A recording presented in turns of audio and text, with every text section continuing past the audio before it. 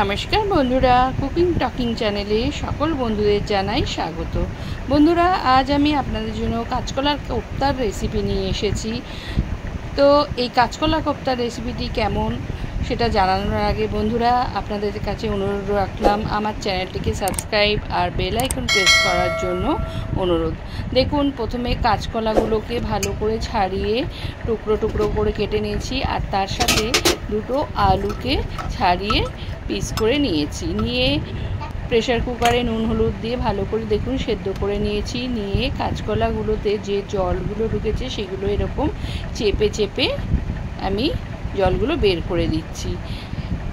এটা করলে কি হয়, যখন আমরা মাখাবো, এই যে মাখাচ্ছি কাঁচকলাটা, জলটা যদি না ঝরাতাম, বেসন বা যেটা দিয়ে আমরা এটাকে টাইট করব সেটা বেশি লাগতো, সেটা তাতে টেস্টটা কমে যেত।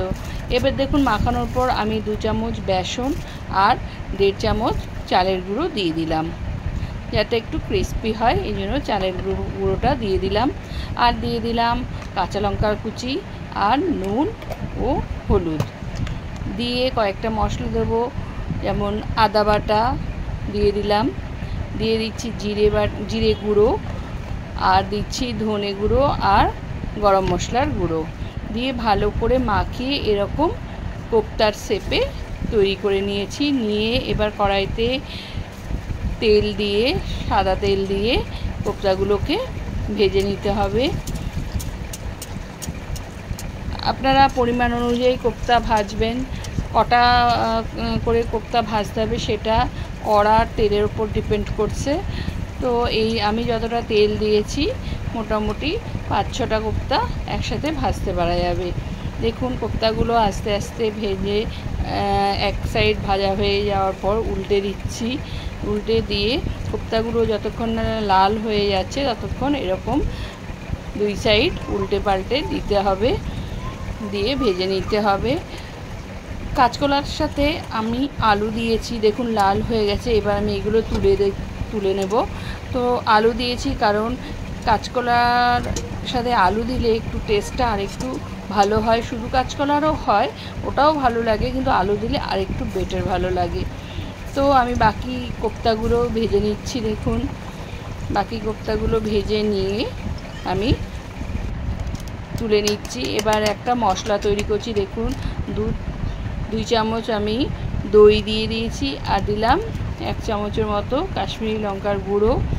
আর আপনারা যদি শুকনো লঙ্কা খেতে চান, শুকনো লঙ্কাও এখানে দিতে পারেন, আমি ওটা স্কিপ করেছি। আর দিয়ে দিচ্ছি জিরে গুঁড়ো, ধনে গুঁড়ো আর গরম মশলার গুঁড়ো।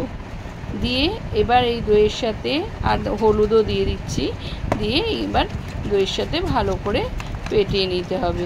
ভালো করে মিক্সড করে নিয়ে এবার কড়াইতে যে তেলে আমি ভেজেছিলাম সেই তেলে অতটা তেল না দিয়ে কিছুটা তেল তুলে রেখেছি, বাকি তেলে ফোড়ন দিয়ে দিয়েছি, গোটা জিরে আর গোটা গরম মশলা। ফোড়ন দিয়ে আমি টমেটো কুচি দিয়েছি। এখানে আমি 2 বড় বড় আকারের টমেটো ইউজ করেছি।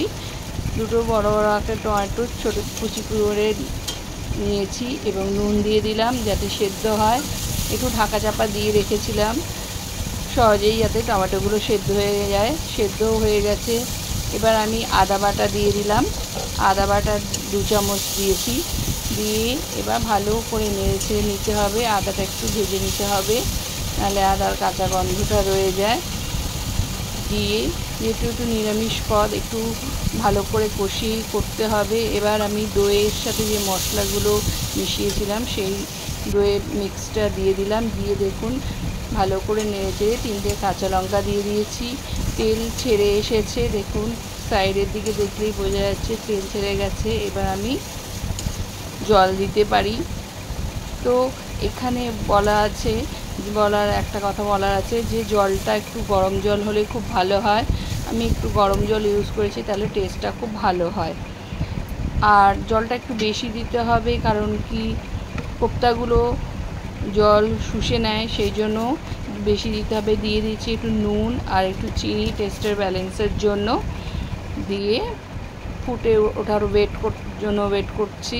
ফুটে উঠে গেছে, দেখুন ফুটেছে, জলটা ফুটছে বা ঝোলটা ফুটছে, এই জন্য কোপ্তাগুলো আস্তে আস্তে একে একে করে দিয়ে দিচ্ছি। দিয়ে একটু বেশিক্ষণ ফুটলে চলবে না, কারণ কোপ্তাগুলো এমনিতেই বড় বড় আছে, ভেঙে যাওয়ার সম্ভাবনা থাকে। তো একটু একবার ফুটে গেলেই আমার কমপ্লিট হয়ে যায়। দেখুন ফুটে গেছে। এবার আমি ঘি দিয়ে দিচ্ছি। ঘিটা চারপাশে একটু এরমভাবে দিয়ে দিচ্ছি যাতে আর নাড়াতে হবে না, ঘিটা এমনিতেই ছড়িয়ে যাবে। ব্যাস আমার হয়ে গেছে। আমি গ্যাস ওভেন অফ করে দিয়ে দেওয়ার পর এবার স্ট্যান্ডিং টাইমের পর দেখুন কোপ্তার কালারটা খুব সুন্দর এসেছে। এবার সার্ভিং বোলে আমি তুলে নিচ্ছি। বন্ধুরা, কেমন লাগলো রেসিপিটা অবশ্যই কমেন্ট বক্সে লিখে জানাবেন। আর আজ এই পর্যন্ত, আবার একদিন আসবো অন্য একটা রেসিপি নিয়ে। নমস্কার।